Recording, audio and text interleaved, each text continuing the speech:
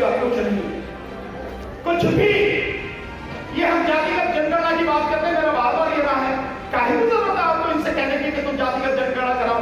अरे इन्हें हटाओ, सत्ता में तुम खुद आओ, अपने आप जैसी जाओ जनगणना कर लेने, क्या दिक्कत है इसमें? जिस आरक्षण की बात कर रहे हो वो किसी कीमत पर आपको आरक्षण नहीं देंगे। ये निजीकरण, ये ठेका पट्टा, ये सब कुछ आरक्षण को खत्म करने का हम ऑलमोस्ट इसे खत्म कर चुके हैं। कुछ नहीं मिलेगा। रोना धोना बंद करो, यूं हाथ रख के भीख मांगना बंद करो, शेर के पंजे की तरह बनाओ और इनसे अपना हक, अपने बच्चों का हक छीन लो, तभी बात बनेगी। बहुत बहुत शुक्रिया।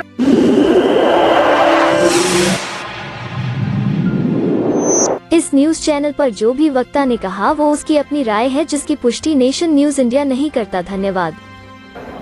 वो ये है कि समस्याएं हमारी एक नहीं है, समस्याएं हमारी बहुत। उन समस्याओं की चर्चा करने का कोई अर्थ इस समय में नहीं समझता, क्योंकि हमें से हर कोई जानता है हमारी समस्याएं क्या। जो इस समय सबसे ज्यादा जरूरी है, इन समस्याओं का समाधान कैसे हो। और हमारे सामने जो बिल्कुल दिख रहा है, जो सबसे बड़ा संकट है, उस संकट से हम कैसे निजात पाए, उस संकट से कैसे हम बाहर निकले, उस संकट को हम कैसे रोके। सबसे बड़ी समस्या इस समय ये है। और मैं समझता हूं कि इस समय जो आपातकाल है वो एक ही है कि किस तरह से मोदी को उसका सच दुनिया के सामने लाके उसका पर्दाफाश करके ईवीएम को हटा के उसे सत्ता में आने से रोका जाए। इसके अलावा दूसरा मुझे नहीं लगता कुछ भी है। अगर हम ईवीएम को रोक पाए तो निश्चित रूप से हमारी जो बाकी दिक्कतें हैं, बाकी समस्याएं हैं, उनका समाधान का रास्ता भी निकलना शुरू हो जाएगा। लेकिन पहले हर सूरत में ईवीएम को हमें रोकना पड़ेगा और 2024 का चुनाव किसी कीमत पे भी ईवीएम से ना हो पाए, इसके लिए लड़ना पड़ेगा। मैं लड़ाई की बात कर रहा हूं, केवल सुनने की नहीं, लड़ना पड़ेगा। और लड़ाई सड़क पर होती है, लड़ाई बंद कमरों में नहीं होती, घर में बैठ के नहीं होती, केवल सुनने से नहीं होती, सड़क पे आके कदम से कदम और कंधे से कंधा मिलाकर संघर्ष करने से होती। अगर 4 महीने, आने वाले 4 महीने, आज 30 जनवरी है, कल 31 और उसके बाद में फरवरी का महीना शुरू हो जाएगा। गिनती के 4 महीने इस देश के लोग अगर ईमानदारी से लड़ लिए, ईमानदारी से, तो इस देश का इतिहास ही कुछ और होगा। जो वो रचना चाह रहे हैं उससे बिल्कुल अलग होगा अगर ईमानदारी से आप लड़ लिए तो। और जितने लोग यहां बैठे हैं, अगर इन्होंने भी ईमानदारी से काम किया तो दिल्ली को खड़ा करने में 15 दिन से ज्यादा नहीं लगेंगे। और अकेले दिल्ली अगर खड़ा हो गई तो सरकार खुद को बढ़ा जाएगी। अगर दिल्ली खड़ा हो गई तो अब हमें सिर्फ काम ही करना है। और काम क्या करना है? वो सच्चाई जो धीरे धीरे हम लोग बता रहे हैं, वो सच्चाई जो धीरे धीरे करके सामने आ रही है, वो सच्चाई कि इस देश में एक इंडिपेंडेंट इलेक्शन कमीशन हुआ करता था, वो आज की तारीख में इस देश के प्रधानमंत्री का गुलाम बन चुका है। उसकी जेब में रखा हुआ, पॉकेट में रखा हुआ सामान बन चुका है। उसको, उस रिश्ते को दुनिया के सामने बताना। वो क्या है रिश्ता? हमने बाकायदा आरटीआई के माध्यम से खुलासा करके बताया कि सरकार और इलेक्शन कमीशन बिल्कुल एक है, कहीं भी अलग नहीं है। जबकि इस देश के संविधान ने अनुच्छेद 324 के तहत इस देश के लिए एक इंडिपेंडेंट, पूरी तरह से स्वतंत्र इलेक्शन कमीशन बनाया था। और वो पूरी तरह से स्वतंत्र रहे, उस पर किसी का दबाव ना हो, कहीं से भी कोई उसको छेड़ ना सके, उसके लिए सारे संवैधानिक प्रावधान किए थे। लेकिन इस ईवीएम को लाकर, इस ईवीएम के माध्यम से जो कंपनियां मशीनें बना रही हैं, एक ECIL हैदराबाद यानी electronic corporation of India limited, दूसरी BEL, भारत इलेक्ट्रॉनिक्स लिमिटेड। ये जो दोनों कंपनियां बना रही हैं, ये दोनों कंपनियां भारत सरकार की हैं। ये बाकायदा RTI के माध्यम से हम लोगों ने खुलासा किया और आज एक और खुलासा किया है, बल्कि वो कई टीवी चैनल्स पर लगातार चल रहा है। और वो खुलासा ये है कि ये जो आपकी कंपनी है ना BEL, भारत इलेक्ट्रॉनिक्स लिमिटेड, जो सॉफ्टवेयर डेवलपमेंट का काम कर रही है, उस सॉफ्टवेयर को और उस चिप को दोनों को असेंबल कर रही है, ये बीजेपी की एक तरह से संस्था है, बीजेपी की, भारत सरकार की नहीं।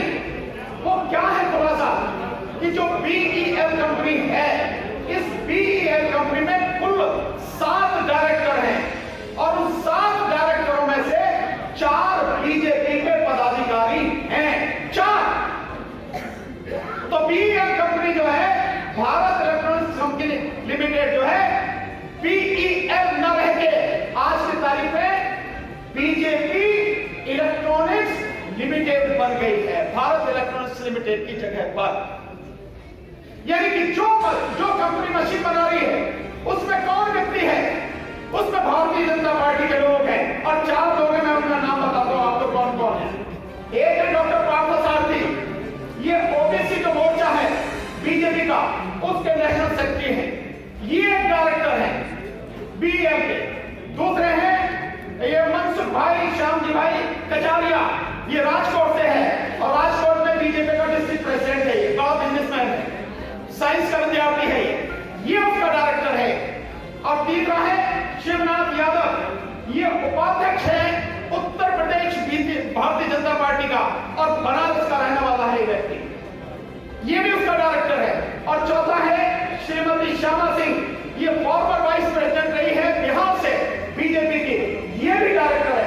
यानी 7 में से 4 डायरेक्टर उस कंपनी के जो बिल्कुल अलग होनी चाहिए थी, उसमें ये बीजेपी के लोग हैं। और ये सारे वो लोग हैं जो सॉफ्टवेयर डेवलपमेंट का काम करते हैं और सॉफ्टवेयर और जो चिप है वो कैसे काम करेगी, वो करते मोटे मोटे शब्दों में कहो कि किस पार्टी को, किस कैंडिडेट को कितनी वोट देनी है, कितनी नहीं देनी, किसको जिताना, किसको हराना, ये सारा वो काम ये कर रहे हैं। और ये जो सारे लोग हैं, इनको जो एक कमेटी है इलेक्शन कमीशन की एक्सपर्ट कमेटी, उसमें भी 4 जो साइंटिस्ट हैं, जो IIT के लोग हैं, वो भी सारे के सारे बीजेपी के आदमी हैं। तो जो कंपनी EVM बना रही है, वीवीपैट बना रही है, वो पूरी तरह से बीजेपी के कब्जे में है।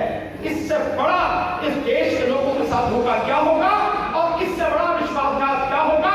और तभी वो 56 इंची कहता है कि एक अकेला सब पर भारी, और तभी वो कहता है कि 400 पार 300 पार, क्योंकि बीजेपी के आज के सारे वहां बैठे हैं। इस बात को मैं आप सबसे कहूंगा, सबको जाके बताओ कि इलेक्शन कमीशन ऑफ इंडिया आज की तारीख में इलेक्शन कमीशन ऑफ इंडिया नहीं है, वो इलेक्शन कमीशन ऑफ मोदी है और हर जगह उनके आदमी बैठे हैं। एक बार इस देश में अगर हम सब लोग कामयाब हो गए इस EVM को रोकने में और बैलेट पेपर से चुनाव हो गया, 400 पार किया, मैं दावे के साथ कह रहा हूं, मोदी अगर 40 भी पार कर जाए तो बता देना 40 पार भी करता है। लेकिन ये बात हम सबको, अपने परिवार के लोगों को, अपने रिश्तेदारों को, अपने मोहल्ले वालों को, अपने जितने भी समाज के लोग हैं और लोग हैं, उन सबको बताना है कि आज की तारीख में इलेक्शन कमीशन नहीं है। और इसीलिए इलेक्शन कमीशन, जब से हमने EVM का मुद्दा उठाया और जंतर मंतर पर 6 तारीख को डेमोन्स्ट्रेशन करके दिखाया, उसके बाद से 40,000 वैन इलेक्शन कमीशन की घूम रही है अलग अलग जगह पे EVM का प्रदर्शन करते हुए। और उन वैन में क्या लिखा है? उन वैन में लिखा है मोदी की गारंटी। वैन किसकी है? इलेक्शन कमीशन की। EVM किसकी है? इलेक्शन कमीशन की। लेकिन मोदी की गारंटी, तो साफ है कि मोदी के ही हाथ में सब कुछ है, और जब सब कुछ उसके हाथ में, इसीलिए गारंटी वो दे रहा। ये हम सबकी जिम्मेदारी है, नहीं तो तुम्हारी आने वाली नस्लें नहीं बचेंगी, किसानों की फसलें नहीं बचेंगी। इसलिए ये सिर्फ 4 महीने हैं। इन 4 महीनों में जितनी मजबूती के साथ लड़ सकते हो लड़ो, लोगों को जगाओ, सड़क पर लेकर आओ, और चाहे जो भी कुछ हो जाए, मरना है तो शान से मरेंगे, लड़के मरेंगे, गीदड़ की मौत क्यों मरेंगे, घर में बैठने क्यों मरेंगे, सड़क पर मरेंगे। यही हमें काम करना है। अगर ये कर पाए तो हम अपने बच्चों के सामने आंखें मिलाकर खड़े हो सकेंगे, अपने बच्चों का भविष्य बचा पाएंगे। अन्यथा बचेगा कुछ नहीं, कुछ भी। ये हम जातिगत जनगणना की बात करते हैं, मेरा बार बार ये रहा है, काहे की जरूरत है आपको इनसे कहने की कि तुम जातिगत जनगणना कराओ। अरे इन्हें हटाओ, सत्ता में तुम खुद आओ, अपने आप जैसी चाहो जनगणना कर लेने, क्या दिक्कत है इसमें? जिस आरक्षण की बात कर रहे हो वो किसी कीमत पर आपको आरक्षण नहीं देंगे। ये निजीकरण, ये ठेका सट्टा, ये सब कुछ आरक्षण को खत्म करने का हम ऑलमोस्ट इसे खत्म कर चुके हैं। कुछ नहीं मिलेगा।